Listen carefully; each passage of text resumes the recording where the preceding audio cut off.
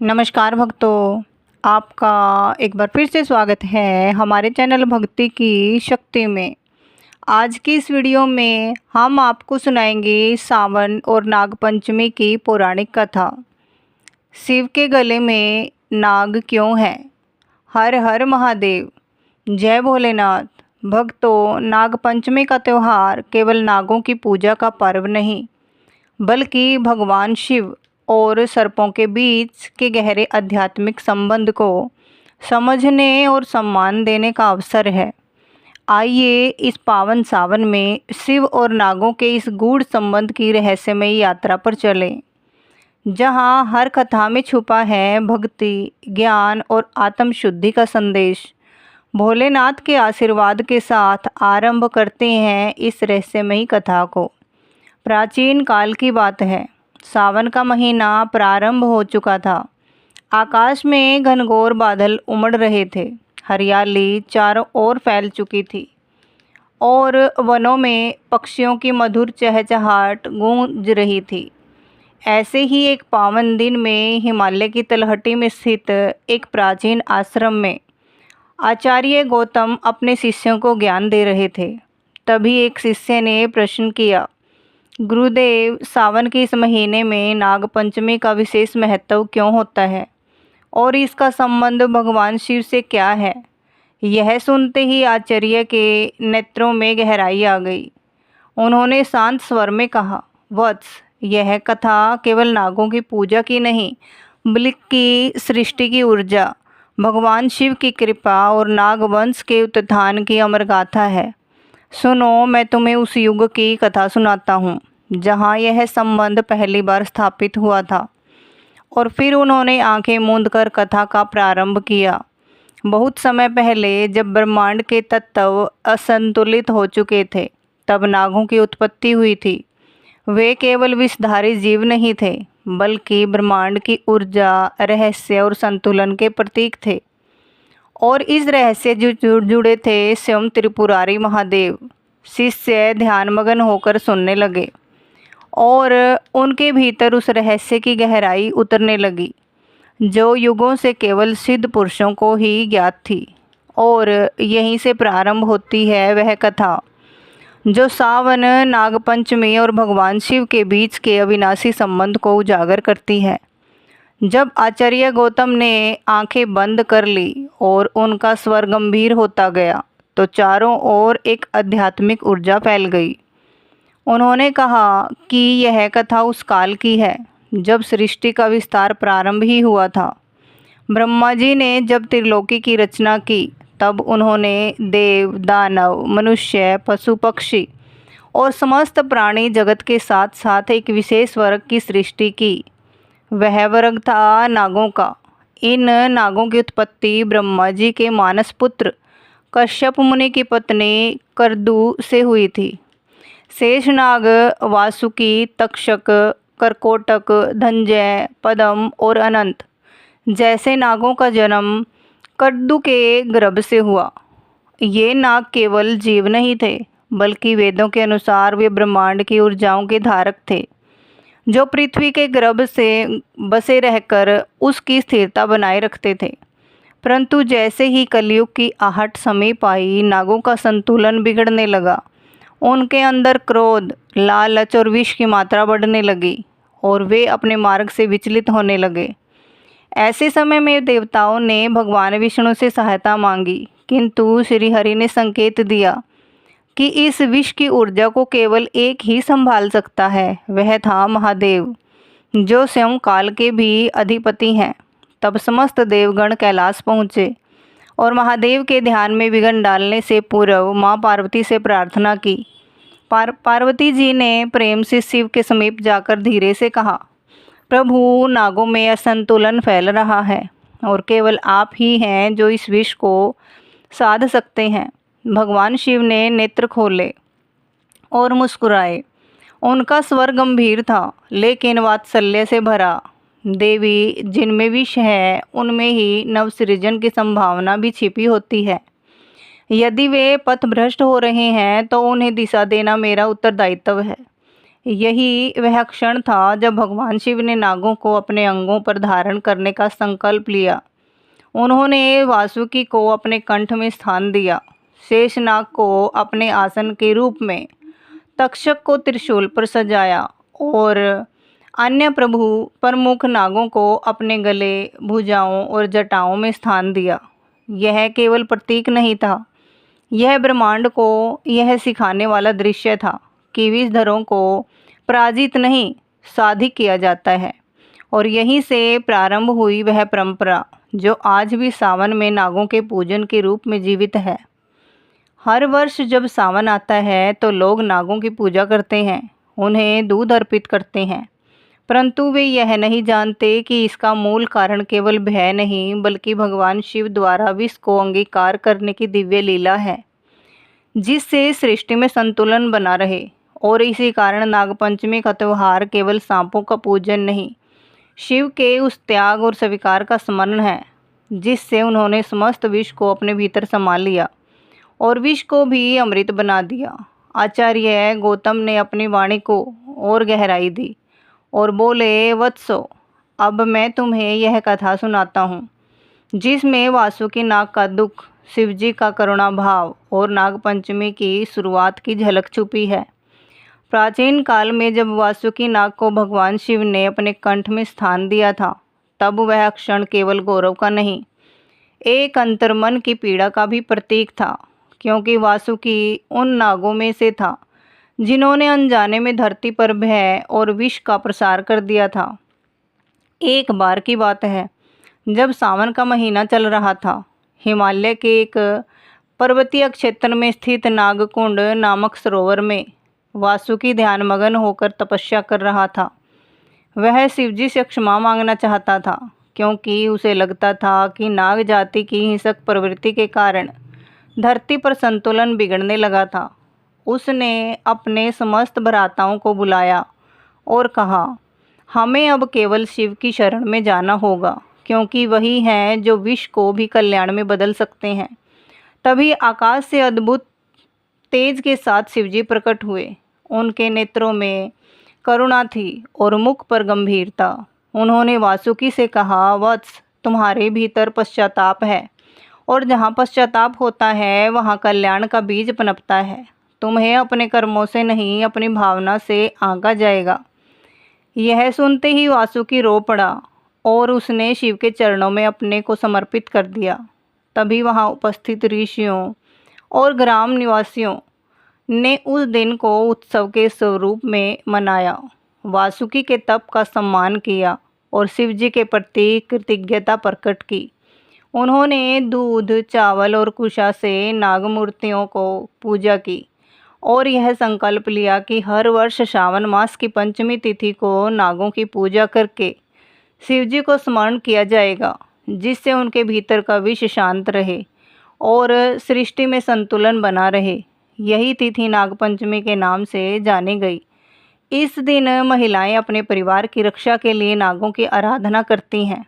बच्चे नाग देवता की कहानियाँ सुनते हैं और घर घर में दूध, चावल और दुर्वा अर्पित की जाती है। यह केवल पूजा नहीं थी, यह एक प्रतीक था कि जब हिंसा, विष और भय को पश्चाताप, भक्ति और समर्पण से जोड़ दिया जाता है तो वह उत्सव में बदल जाता है। आचार्य बोले, इसलिए वासुकी की कथा केवल एक नाग की नहीं, एक आत्मा की कथा है जो अपने पाप से मुक्त होकर भगवान शिव की कृपा से पूज्य बन गया।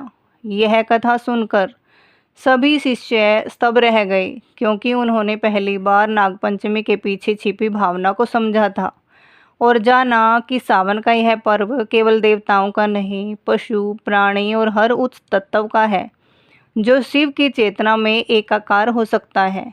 जब आचार्य गौतम ने वासुकी की कथा पूरी की तो शिष्यों के मन में एक और प्रश्न जागा।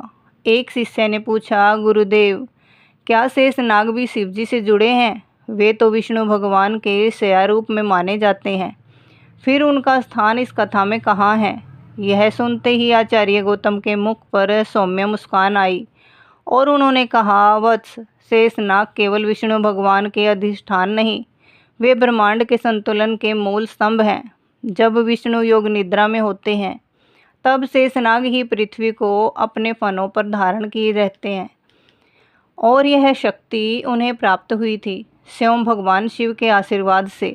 उन्होंने आगे कहा कि अनादिकाल में एक समय ऐसा आया जब पृथ्वी का भार अत्यधिक बढ़ गया था और देवता चिंतित होकर शिवजी की शरण में पहुँचे।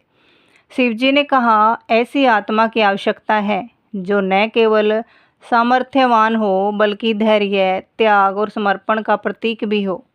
ऐसी आत्मा ही पृथ्वी को संतुलित रख सकती थी। तब ब्रह्मा जी ने शेषनाग को यह कार्य सौंपा, परंतु शेषनाग ने कहा, प्रभु मैं इसे तभी धारण करूँगा जब त्रिलोकीनाथ शिव स्वयं मुझे अपनी दृष्टि से आशीर्वाद देंगे। तब शेषनाग कैलाश पर्वत की ओर चल पड़े। वहाँ उन्होंने कठिन तप आरंभ किया। वर्षों तक वे हिमालय की एक निर्जन गुफा में ओम नमः शिवाय का जाप करते रहे। उनके फन बर्फ से ढक गए थे, शरीर कंठ तक जम गया था, परंतु ध्यान नहीं टूटा। अंततः सावन मास की पंचमी तिथि को शिवजी प्रकट हुए। उनकी आंखों में करुणा थी। उन्होंने शेषनाग को देखा और बोले, वत्स शेष, तुमने न केवल धरती को धारण करने का संकल्प लिया है बल्कि उसे अपनी सहन शक्ति से संभालने का व्रत भी लिया है। मैं तुम्हें वरदान देता हूँ कि जब भी सृष्टि या संतुलन की ओर जाएगी तुम्हारा तप ही उसे पुनः स्थिर करेगा। यह कहकर शिवजी ने अपने त्रिनेत्र की ऊर्जा से शेषनाग के फनों पर ओम अंकित किया, जो आज भी दिव्यजनों को ध्यान में प्रकट होता है। इसके बाद शेषनाग ने पृथ्वी को अपने फनों पर धारण कर लिया और शिवजी ने उन्हें आशीर्वाद दिया कि हर वर्ष सावन मास की नाग पंचमी को तुम्हारे ध्यान, त्याग और सेवा को स्मरण किया जाएगा। उस दिन से नागलोक का महत्व और अधिक बढ़ गया। नागलोक केवल एक संसार नहीं, एक ऊर्जा केंद्र बन गया, जहाँ शेषनाग अपने ध्यान से समस्त लोकों की गति पर दृष्टि रखते हैं। यही कारण है कि ब्रह्मांड के अनेक रहस्य नागों से जुड़े हुए हैं। जिन योगियों ने शिव के स्वरूप में नागों को समझा, वे जान पाए कि नाग केवल भय के प्रतीक नहीं, चेतना की गहराई और आत्म शक्ति के रक्षक भी हैं। इसलिए जब भी कोई नाग को पूजता है, वह शिव को समर्पण करता है, शेष को आदर देता है और उस ऊर्जा को जागृत करता है जो विश्व को भी जीवन की रक्षा में बदल देती है। जब आचार्य गौतम ने शेषनाग की तपस्या की कथा समाप्त की, तब एक गंभीर मौन कक्ष में छा गया। पर यह मौन अधूरा नहीं था, वह एक और गूढ़ रहस्य की दस्तक था। तभी आचार्य ने अगली कथा आरंभ की और कहा, अब सुनो तक्षक नाग की कथा, जो एक समय भ्रम, अहंकार और प्रतिशोध की अग्नि में जल उठा। लेकिन सावन की एक विशेष रात को शिव कृपा ने उसे भी मुक्त कर दिया। तक्षक, जो नागों में श्रेष्ठ माने जाते थे, कभी धर्मशील और नीति का पालन करने वाले थे, पर समय के प्रभाव से उनके भीतर विष के साथ साथ क्रोध और गर्व भी बढ़ने लगा। उन्होंने कई बार ऋषियों की यज्ञ भूमि को नष्ट किया, विशेषकर कश्यप गोत्र के ब्राह्मणों से वैर ठान लिया। सबसे प्रसिद्ध घटना तब हुई जब उन्होंने राजा परीक्षित को विष देकर मार डाला, जिससे महाभारत के बाद एक बार फिर पृथ्वी पर कोहराम मच गया। राजा जन्मेजय ने उस घटना से आहत होकर सर्पसत्र नामक महायज्ञ का आयोजन किया, जिसमें समस्त नागों को आहुति देने का संकल्प लिया गया। यज्ञ की ज्वाला इतनी प्रचंड थी कि उसमें असंख्य नाग जलकर भस्म हो गए। वासुकी, पद्म, कुलिक, महापद्म, करकोटक सब भयभीत होकर भागने लगे। तक्षक स्वर्ग में जाकर इंद्र के आसन के नीचे छिप गया, लेकिन यज्ञ की शक्ति इतनी प्रबल थी कि इंद्र सहित तक्षक को भी ज्वाला खींचने लगी। तभी आस्तिक ऋषि, जो स्वयं एक नाग माता से उत्पन्न हुए थे, बीच में आए और उन्होंने राजा जन्मेजय को शिव की मर्यादा, क्षमा और संतुलन का उपदेश दिया। जन्मेजय ने शिव को स्मरण किया और यज्ञ रोक दिया, जिससे तक्षक सहित समस्त नागों की रक्षा हुई। पर तक्षक का मन शांत नहीं था। उसे यह बोध हुआ कि उसने जो भी किया वह अधर्म की ओर था। वह सीधा कैलाश पर्वत पहुंचा और शिवजी के समक्ष समर्पित हो गया। सावन मास का दूसरा सोमवार था। तक्षक ने महादेव के समक्ष विष की नहीं, अपने अहंकार की अग्नि को अर्पण किया। उसने कहा, प्रभु, मैं वही तक्षक हूँ जिसने युगों तक विनाश फैलाया, पर आज आपके चरणों में क्षमा मांगने आया हूँ। मुझे अपने विष से नहीं, अपने विचारों से मुक्त कीजिए। महादेव ने उसकी पीड़ा को समझा और बोले, वत्स, तेरा पश्चाताप ही तुझे पुनः पवित्र करेगा। जाओ, जब भी कोई भक्त नागपंचमी पर तुम्हें दूध अर्पित करेगा, उसकी भक्ति तुम्हारे भीतर के विष को अमृत में बदल देगी। और उसी दिन से तक्षक को भी पूजनीय नागों की श्रेणी में रखा गया। यह वही दिन था जब एक शिव मंदिर में प्रथम बार तक्षक की मूर्ति स्थापित हुई और नागपंचमी की पूजा में एक नई परंपरा जुड़ी, क्षमा के लिए अर्पण। आज भी उस शिव मंदिर में, जो मध्य भारत के एक प्राचीन वन क्षेत्र में स्थित है, नागपंचमी के दिन हजारों भक्त दूध, चावल और बिल्व पत्र के साथ तक्षक की पूजा करते हैं, न केवल भय से मुक्ति के लिए बल्कि अपने भीतर छुपे अहंकार और क्रोध को शांत करने के लिए। इस कथा से आचार्य गौतम ने शिष्यों को यह सिखाया कि शिव केवल रक्षक नहीं, सुधारक भी हैं। वे विनाशक को भी संत बना सकते हैं, बशर्ते कोई सच्चे मन से पश्चाताप करें और स्वयं को शिव के चरणों में समर्पित कर दे। जब आचार्य गौतम ने तक्षक नाग की कथा समाप्त की तो उनके शिष्य भाव विभोर हो उठे, लेकिन अभी ज्ञान की वह धारा अधूरी थी जो शिवजी और नागों के संबंध को पूर्णता देती।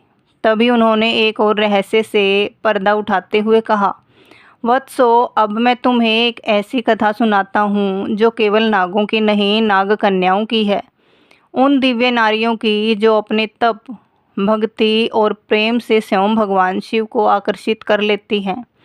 उन्होंने आगे बताया कि जब ब्रह्मा जी ने नागवंश की रचना की तो केवल पुरुष नाग की नहीं, अपूर्व सौंदर्य और तेजस्विता से युक्त कन्याएं भी उत्पन्न हुई।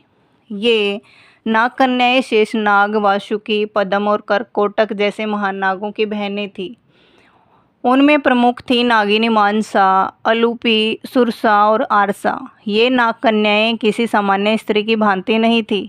वे योग, तप और दिव्य शक्तियों की धारक थी। सबसे प्रसिद्ध थी नागिनी मानसा, जिनके बारे में कहा जाता है कि वे जन्म से ही शिव भक्त थी। एक बार मानसा को स्वप्न में भगवान शिव के दर्शन हुए। उन्होंने देखा कि शिवजी ध्यान में लीन हैं और उनके चारों ओर नाग फनों को फैलाए एक मंडल बनाए हुए है। मानसा उस मंडल के मध्य जाकर बैठ गई और शिव के समीप ध्यानस्थ हो गई। जब वह नींद से जागी तो उसकी आंखों में अपूर्व तेज था।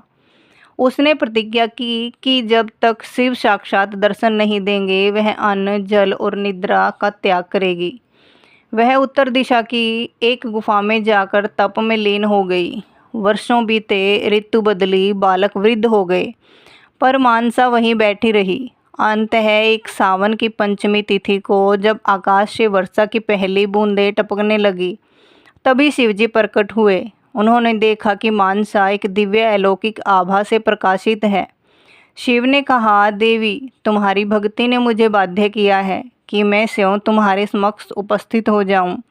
बताओ, क्या वर चाहती हो? मानसा ने हाथ जोड़कर कहा, प्रभु, मैं वर नहीं चाहती, केवल यही इच्छा है कि जब जब लोग नागों को पूजें तब वे यह न भूलें कि भक्ति, तप और प्रेम से भी शिव को प्राप्त किया जा सकता है।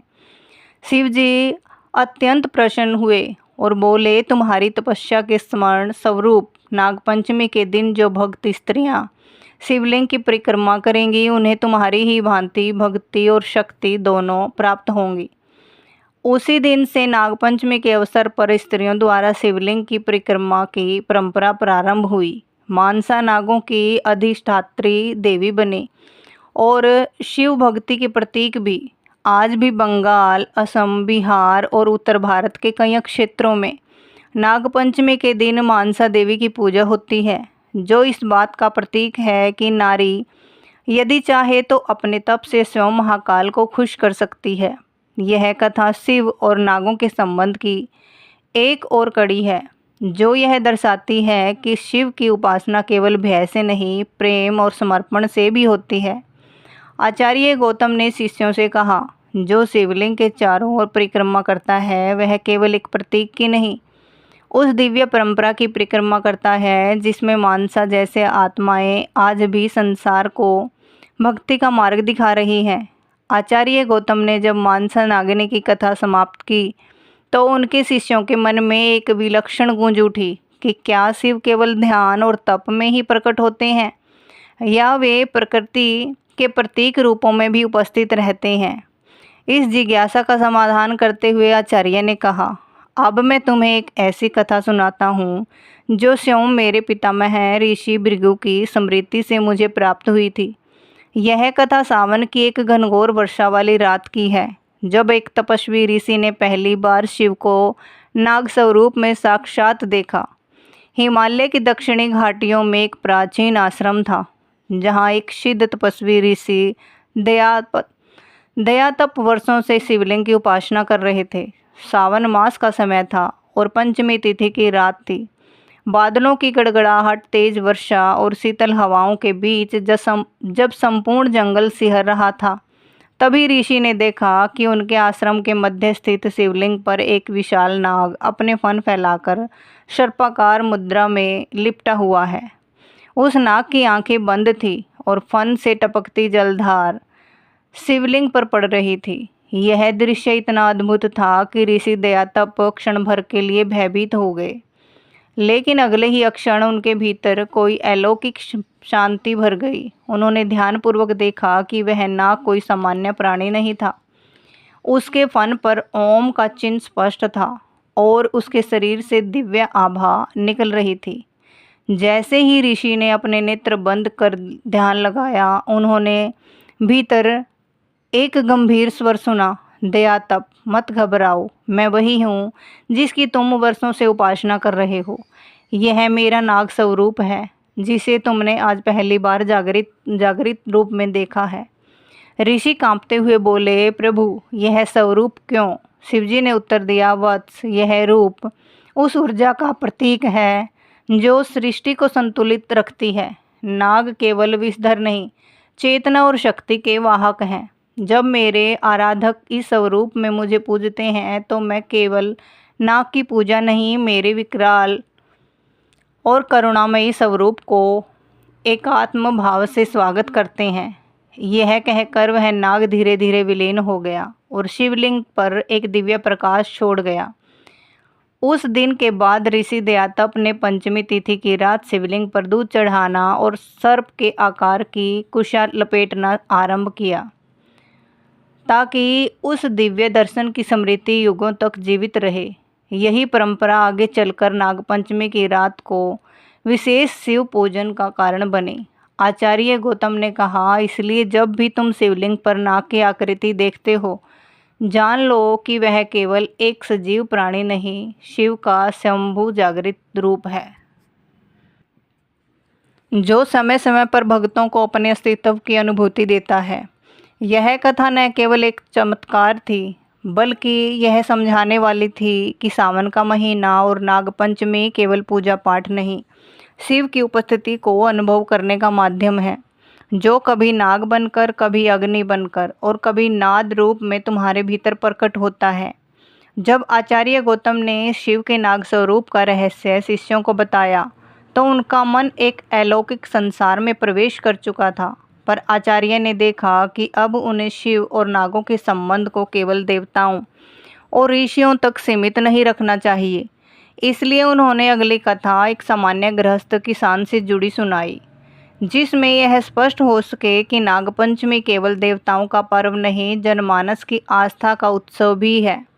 बहुत समय पहले की बात है, उत्तर भारत के एक छोटे से गांव में धर्मन नामक एक सरल और परिश्रमी किसान अपनी पत्नी गोरा और 2 बच्चों के साथ रहता था। उसके घर के पास एक पुराना शिव मंदिर था, जिसके पास एक विशाल पीपल का वृक्ष था। उस वृक्ष की जड़ों में एक नाग का जोड़ा वर्षों से निवास करता था। गांव वाले मानते थे कि वे नाग शिव स्वरूप हैं और उन्हें किसी प्रकार की हानि नहीं पहुंचाते, पर धर्मन इन बातों को अंधविश्वास समझता था। एक वर्ष जब सावन की पंचमी आई, तब गांव की स्त्रियां उस पीपल वृक्ष के नीचे नाग पूजा के लिए इकट्ठा हुई। पर धर्मन ने मजाक उड़ाते हुए अपनी हल की मुठ उसी पीपल के नीचे गाड़ दी। उसी रात जब धर्मन अपने घर लौटा तो उसकी छोटी बेटी को एक विषैले सर्प ने डस लिया। पूरे गांव में हाहाकार मच गया। वैद्य आए, तंत्र मंत्र हुआ, पर बच्ची की हालत बिगड़ती गई। तब उसकी पत्नी गोरा ने रोते हुए कहा, तुमने भगवान शिव के निवास स्थान को अपवित्र किया है। वह नाग कोई साधारण सर्प नहीं था, वह शिव का दूत था। धर्मन को अपनी गलती का एहसास हुआ और वह दौड़ता हुआ मंदिर पहुंचा। सावन की तेज वर्षा हो रही थी। रात का दूसरा पहर था, पर धर्मन ने उस पीपल वृक्ष के नीचे खड़े होकर शिव से प्रार्थना की, हे भोलेनाथ, मैं अज्ञानी हूँ, मैंने अनजाने में आपके दूत को अपमानित किया है। कृपया करें, मेरी बेटी को जीवन दान दे, मैं सच्चे मन से प्रायश्चित करूँगा। तभी एक तेज बिजली कड़कने के साथ वह नाग जोड़ा वृक्ष की जड़ों से बाहर आया, पर उसने धर्मन को डसा नहीं, बल्कि उसके चारों ओर फन फैलाकर घेरा बना लिया। धर्मन भयभीत हो गया, लेकिन तभी उसके कानों में घंटियों की ध्वनियाँ और ओम नमः शिवाय का नाद गूंजा। और जब वह घर लौटा तो उसने देखा कि उसकी बेटी की नाड़ी फिर से चलने लगी है। वह उठ बैठी है, जैसे कुछ हुआ ही न हो। उस दिन के बाद धर्मन ने उस स्थान पर प्रतिवर्ष नागपंचमी पर दूध, चावल और कुशा अर्पित करना आरंभ किया। गांव के लोग कहते हैं कि उस दिन से उस पीपल की छाया में कोई सर्प नहीं काटता, और जो भक्त सच्चे मन से वहां पूजा करता है उसकी सभी बाधाएं समाप्त हो जाती हैं। यह कथा पीढ़ी दर पीढ़ी चली और नागपंचमी केवल एक परंपरा नहीं, एक जन आस्था बन गई। आचार्य गौतम ने कहा, यही कारण है कि आज भी गांव-गांव में स्त्रियां नागों की पूजा करती हैं। वे जानती हैं कि यह शिव की भक्ति का उत्सव है, जिसमें भय, प्रायश्चित और करुणा एक साथ समाहित है। जब आचार्य गौतम ने किसान और नाग की लोक कथा सुनाई, तब एक शिष्य ने उत्सुकता से पूछा, गुरुदेव, जब हम शिवजी की मूर्ति देखते हैं तो उनके कंठ में नाग होते हैं और हाथ में डमरू, क्या इन दोनों प्रतीकों का कोई आपसी संबंध है? आचार्य मुस्कुराए, उनकी दृष्टि गहराई से चमक उठी और उन्होंने कहा, वत्स, शिव का डमरू और उनके साथ नागों की उपस्थिति केवल प्रतीक नहीं, यह सृष्टि के मूल संगीत और ऊर्जा के बीच की रहस्यमयी संगति है। यह रहस्य एक बार सावन की पंचमी तिथि को प्रकट हुआ। यह कथा उस समय की है जब शिव जी कैलाश पर्वत पर ध्यानमग्न थे। चारों ओर वर्षा की रिमझिम हवाओं की सरसराहट और आकाश में गूंजती ओम नमः शिवाय की तरंगे थी। तभी देवी पार्वती ने देखा कि महादेव ने ध्यान से उठते ही अपना डमरू उठाया और उसका लयबद्ध नाद करने लगे। जैसे ही डमरू की आवाज़ गूंजी, वैसे ही चारों दिशाओं से विभिन्न रंगों और आकृतियों वाले नाग एकत्रित होने लगे। उनमें शेष नाग, वासुकी, पद्म, तक्षक, करकोटक और अन्य अलौकिक नाग भी थे। पर यह कोई सामान्य सभा नहीं थी, यह एक दिव्य आयोजन था। शिव के डमरू की ध्वनि किसी मंत्रमुग्ध की भांति गूंज रही थी और नागों ने उसी लय पर नर्तन आरंभ किया। उनके फन शिवलिंग की आकृति बना रहे थे। उनकी गति पंचतत्वों की लहरें जैसी थी, जैसे शिवजी स्वयं समाधि भाव में इस संगीत के माध्यम से सृष्टि की चेतना में कंपन भर रहे थे।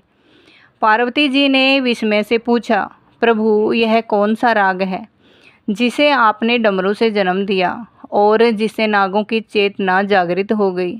शिवजी ने उत्तर दिया, देवी, यह नाग राग है, वह दिव्य ध्वनि जो सृष्टि के आदि से विद्यमान है। यह संगीत केवल नाग कानों से नहीं, आत्मा से सुना जाता है। जब यह नाद जागृत होता है तो हर जीव की चेतना अपने मूल स्रोत की ओर आकर्षित होती है। और फिर उन्होंने बताया कि सृष्टि की रचना के समय डमरू की 14 ध्वनियाँ यानी महेश्वर सूत्र प्रकट हुई थी, जिनसे व्याकरण, स्वर, व्यंजन और लय का जन्म हुआ था। उन्हीं ध्वनियों को जब पंचमी तिथि पर दोहराया गया तो नागों की चेतना जागृत हो गई और उन्होंने अपने अपने विष का त्याग कर शिव के स्वरूप में विलीन कर दिया।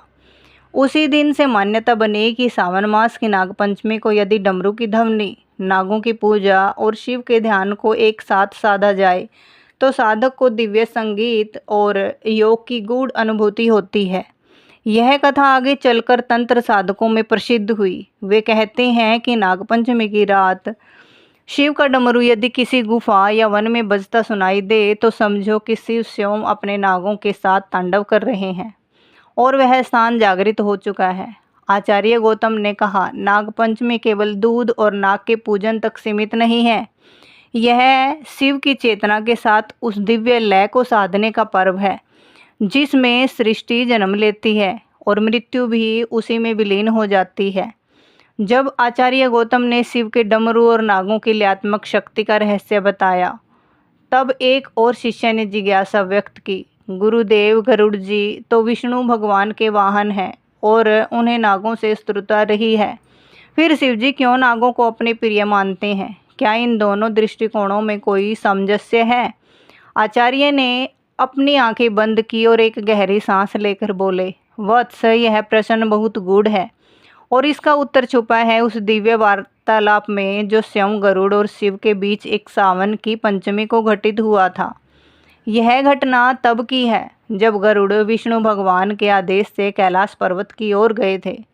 उन्हें देवताओं के संदेश के साथ शिवजी तक पहुंचना था, लेकिन जब वे कैलाश पहुंचे तो उन्होंने देखा कि शिवजी ध्यान में लीन हैं और उनके चारों ओर अनेक विषैले नाग फनों को फैलाए बैठे हैं, जिनमें वासुकी, तक्षक, करकोटक और अन्य सर्प भी थे। गरुड़ को नागों से स्वाभाविक द्वेष था, क्योंकि उनके वंशजों और नागों के बीच शत्रुता का पुरातन इतिहास रहा था। वे आक्रोशित हुए और बोले, हे प्रभु शिव, आप तो त्रिदेवों में महानतम हैं, फिर ये नाग जो छल, भय और विष के प्रतीक हैं, आपके इतने समीप कैसे? आपने इन्हें क्यों अपनी भुजाओं, कंठ और जटाओं में स्थान दिया है? शिवजी ने आंखें खोली। उनकी दृष्टि शांत लेकिन प्रचंड थी। वे बोले, वत्स गरुड़, यह तुम्हारा अहंकार नहीं, परंपरा की छाया बोल रही है। नागों को केवल उनके विष से मत आंको। जिस प्रकार अग्नि जला सकती है पर भोजन भी पकाती है, उसी प्रकार नागों का विष विनाशक भी हो सकता है और रक्षक भी। गरुड़ ने प्रतिवाद किया, पर ये ही नाग मानवों को काटते हैं, साधु संतों के यज्ञ भंग करते हैं और भय का प्रतीक बन गए हैं। शिव मुस्कुराए और बोले, नाग वही करते हैं जो ब्रह्मांड में ऊर्जा करती है। वे किसी का मंगल तभी करते हैं जब वह संतुलन में विचलित हो जाता है।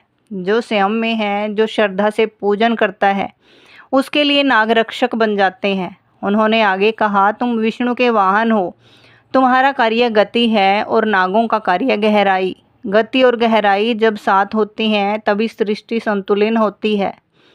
इसलिए मैं उन्हें अपने कंठ में धारण करता हूँ, ताकि उनका विष लोकों में नहीं, मेरे भीतर समाहित हो।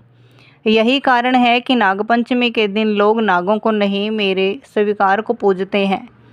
गरुड़ ने नतमस्तक होकर शिव के चरणों में शीश झुकाया और कहा, प्रभु, आज आपने मेरे हृदय की गांठ खोल दी। अब मैं नागों को केवल शत्रु नहीं, संतुलन के रक्षक रूप में देखूंगा। उसी दिन शिवजी ने आशीर्वाद दिया कि नागपंचमी को जो मनुष्य श्रद्धा से नागों की पूजा करेगा, उसे न केवल भय से मुक्ति मिलेगी बल्कि ज्ञान और संतुलन की भी प्राप्ति होगी। इस कथा के बाद गरुड़ ने नागों से कभी द्वेष नहीं किया और अनेक ग्रंथों में उल्लेख मिलता है कि वे एक बार नागलोक भी गए और वहाँ शिव तत्व को समझने वाले नाग ऋषियों से संवाद किया।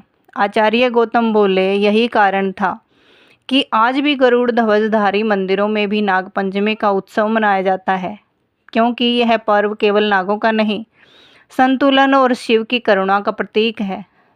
तो भक्तों, यही थी सावन में नागपंचमी और शिवजी का गहरा संबंध पर आधारित अब तक की 10 पौराणिक, रहस्यपूर्ण और आध्यात्मिक कथाओं की श्रृंखला, जहां आपने जाना कि नाग केवल पूजन के पात्र नहीं बल्कि भगवान शिव के अंग, उनके विष को धारण करने वाले और सृष्टि के संतुलन को बनाए रखने वाले शक्ति स्वरूप हैं।